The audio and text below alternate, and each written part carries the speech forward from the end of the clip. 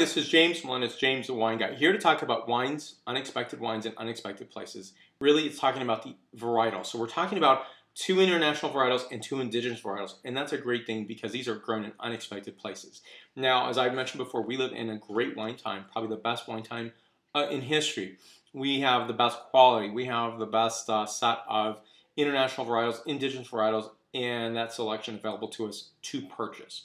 Now, we also have this great tradition here of international varietals grown in, obviously, in expected places, but also in unexpected places. And I think there's a great win point here, which is tasting these wines is tasting what is being grown in that region and what that terroir or that region does. So we have great examples here. We have the Cervantes wine. We'll just jump right in from Greece. Now, Greece does an amazing job with their indigenous varietals as well as these international varietals. Now, trying these wines are really a dive into what international varietals do in Greece, not the other way around. Not to be an homage or an absolute carbon copy of what might be produced in France or US or Australia.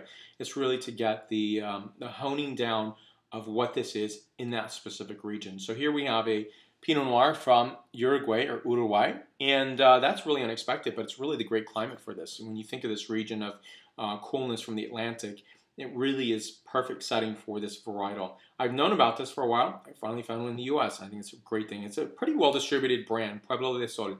Now, you'll see this, and definitely you'll see much more that are not distributed much more widely in the United States. But if you see it, pick it up, try it. And for me, I think of Pinot Noir from Alto Adige-Südtirol. It's a really great way of understanding Pinot Noir and what it does in its specific regions. If you pick up this glass, you're going to find it very vitreous and beautiful. And I think it's really ideally set with starting off with white to red and really getting that taste of wines from Alto Adige-Südtirol. Really great with food, and to pair that together to understand what do these varietals do in this region. It's lighter in style and cannot be compared to, say, a Burgundy. That's totally unrealistic, and it's not fair. It should be judged on its own terms in its own region. So here we have this Aglianico. This is from Lake County, Rosa di Oro, and they do a lot of Italian varietals. In fact, that's their hallmark and trademark. And so when you're tasting wines from this region, it's absolutely beautiful. And Aglianico, thinking of Campania in southern Italy, and to find it grown here was pretty amazing. It's really something I did not expect to find. It's a nice find.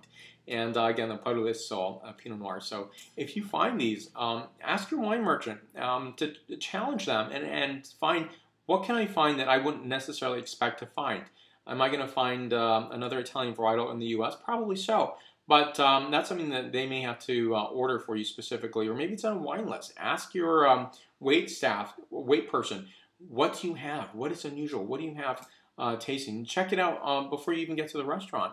And I think that's the point where we're going to really find the flow of great wines coming to our tables, because they are there. They are here. And great testament to this. So for more wine reviews, please go to jamesthewineguy.com. Please subscribe to my videos on YouTube, Facebook, Twitter, Vimeo, Google+, Pinterest. Salut.